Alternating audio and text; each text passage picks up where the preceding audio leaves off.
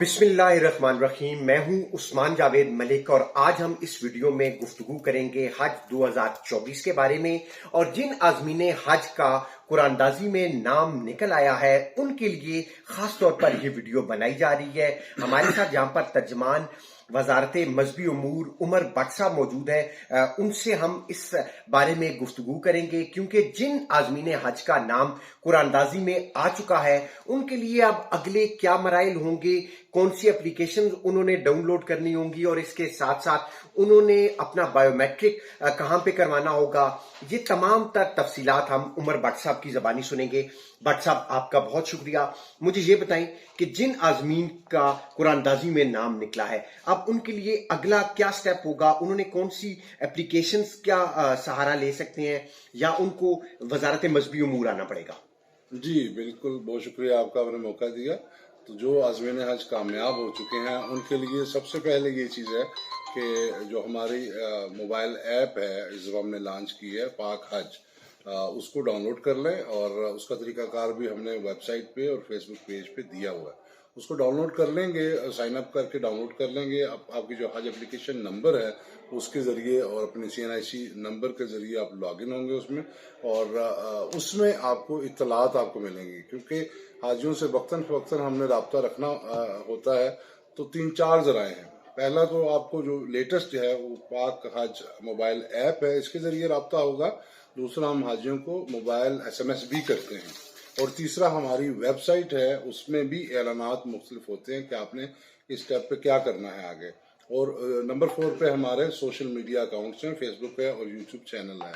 और नंबर 5 पे कि हमारे जो बैंक हैं वो भी अपने कस्टमर्स को जो कि आज़मीन हज होते हैं उनसे भी रब्ता करते हैं। तो ये तो हो गए, ज़राए की बात हो गई।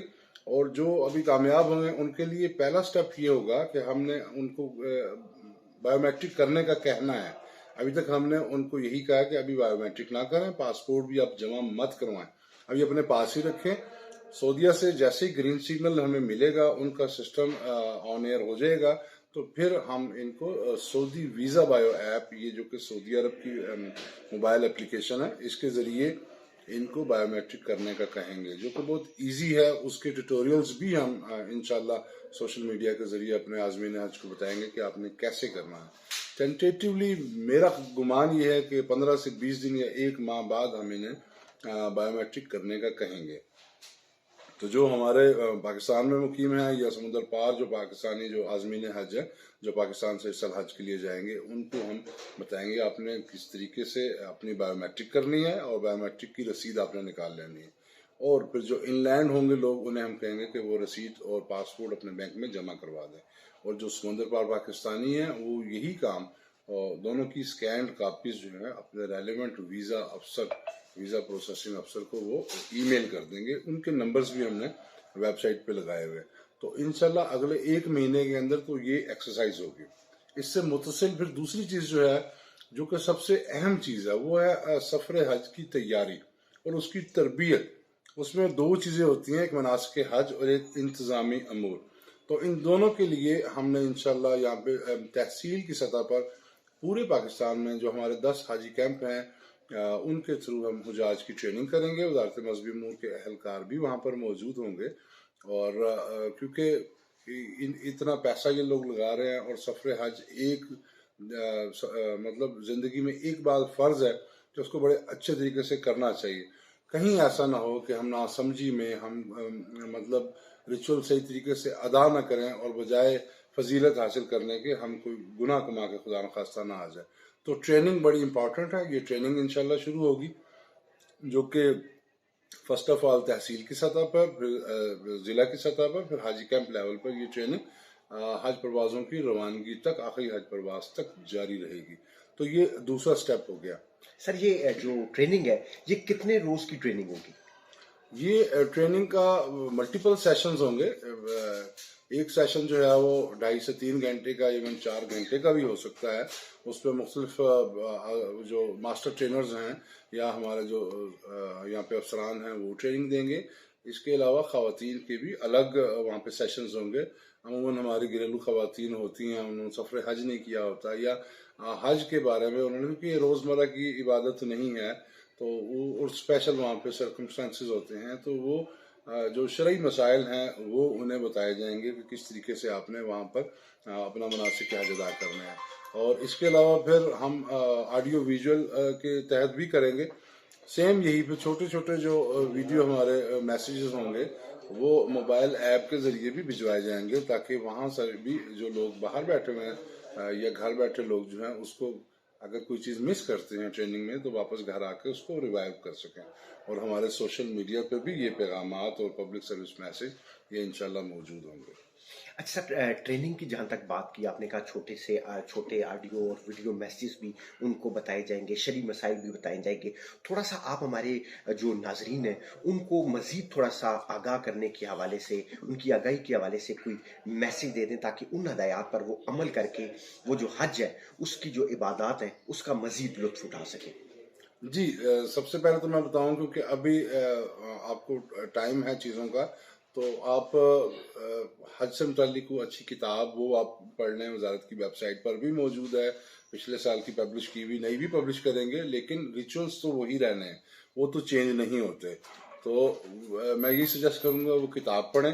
اس کے علاوہ قرآن سب سے بہترین کتاب ہے، تو اس کے اندر جو حج سے متعلق آیات ہیں ان کو پڑھیں، ان کا ترجمہ پڑھیں، ان کی تفسیر پڑھیں، تاکہ آپ کو معلوم ہو کہ حج کی عبادت کب سے چلتی آ رہی ہے. اس کی تعمیر حضرت ابراہیم علیہ السلام جو جلیل القدر پیغمبر تھے انہوں نے، حضرت اسماعیل نے کی، یہ کیسے آباد ہوا اور پھر یہ کس طریقے سے چلتا آ رہا ہے. بنی نوع انسان جو مسلمان جو ہیں کب سے حج کر رہے ہیں اللہ تعالیٰ کا کے گھر کا. تو وہ قرآن پاک پڑھیں، اس میں احادیث پڑھیں، جو اچھے سفر نامے ہیں یا آپ حج کے ریچولز پہ جو کتابیں ہیں وہ پڑھیں. ہمارا YouTube channel, social media channels ہیں، وہاں پر پچھلے سال کی جو حج سے متعلق روداد ہیں لوگوں کی وہ آپ دیکھیں، اس کو سمجھیں آپ، تاکہ آپ کا پھر یہ تو ہو گئی آپ کی جو ہے نا فلسفہ حج سمجھنے کی بات ہے. اس میں پھر ریلیٹڈ یہ بھی ہے، دیکھیں حج ایک مشقت والی عبادت ہے، سخت جسمانی عبادت ہے. تو ہم سب سے پہلے یہی کہتے ہیں جسمانی طور پر آپ فٹ ہوں، کیونکہ اگر آپ کو طواف جو ہے وہ آپ کریں، 7 چکر لگانے ہوتے ہیں، اس طرح صفا مروہ کی صحیح ہے. طواف اگر آپ کو رش کی وجہ سے چھت پہ کرنا پڑ جائے تو وہ کئی کلومیٹرز بن جاتے ہیں، تو آپ کو پیدل چلنے کی مشق کرنی چاہیے. اس کے علاوہ آپ متناسب غذا کا استعمال کریں. پھر لوگ وہاں پر کیونکہ 40 دن یا 25 دن کا ڈیوریشن ہے، کچھ لوگ گھر سے دور پھر ہوم سکنس کا شکار ہو جاتے ہیں، پھر اتنے زیادہ کراؤڈ میں یا مطلب وہ نئے لوگوں کے ساتھ تھوڑے سے ان ایزی ہوتے ہیں. تو یہ چیزیں سوچ اور سمجھ کے جائیں، کیونکہ پہلی بات یہی ہے حج کی قبولیت کے، حج قبول وہ ہے جس میں نہ لڑائی جھگڑا ہو، نہ فسق و فجور ہو. مطلب بڑے آپ نے کیا کہنا چاہیے کہ ان چیزوں کا تحمل مزاجی کا اور برداشت کا مظاہرہ کرنا، آپ نے تمام ریچولز کو بڑے اچھے طریقے سے آپ نے ادا کرنا ہے. اور بٹ صاحب ایک چھوٹی سی بات آپ نے کہا کہ ٹریننگ کا آپ نے بتایا کہ وہ پروازوں کے سے پہلے وہ جاری رہے گی. سر جب ایک حاجی جب احرام باندھ کے ایئرپورٹ پہ داخل ہوگا اور وہاں سے جدہ کے لیے روانہ ہوگا تو اس کے بعد کا تھوڑا سا منظر کشی کر دیں کہ وہ حاجی کہاں پہلے لینڈ کرے گا، پھر اس کے بعد نیکسٹ کیا عمل آئے گا، پھر جو دیگر مکتب ہے اس حوالے سے ذرا بتا دیں تاکہ لوگ جو ہے وہ ان کو مکمل آپ کے ذریعے انفارمیشن مل سکے، اور تاکہ وہ دعاؤں میں بھی مجھے اور آپ کو یاد رکھیں. اور میری آپ سے ریکویسٹ ہے جو لوگ ہماری ویڈیو دیکھیں گے اور جو حج کریں گے، عمر بٹ صاحب کو اور میں عثمان جاوید ملک، ہم دونوں کو دعاؤں میں بھی یاد رکھیے گا، تاکہ ہم عمر بٹ صاحب کی وسادت سے آپ کو بتا رہے ہیں. بٹ صاحب اگین آپ کی طرف کہ جب احرام باندھ کے آپ ایئرپورٹ سے فلائی کریں گے ایک نیک مقصد کے لیے، اللہ تعالیٰ سب کو حج کی سعادت عطا فرمائے، تو سر اس وقت کہاں پہ جا کے اتریں گے، نیکسٹ کیا ہوگا وہ بتائیں پلیز. جی، میں نے جیسے پہلے بتایا انشاءاللہ ہم اپنے حاجیوں سے مسلسل رابطے میں رہیں گے، حج درخواست کی قبولیت سے لے کے سفر حج کے دوران اور واپس تک ہم انشاءاللہ ان سے رابطے میں رہیں گے. اور ایچ اینڈ ایوری سٹیپ پہ ہم ان کی ٹریننگ کے ذریعے بھی ہم ان کی کر رہے ہیں رہنمائی.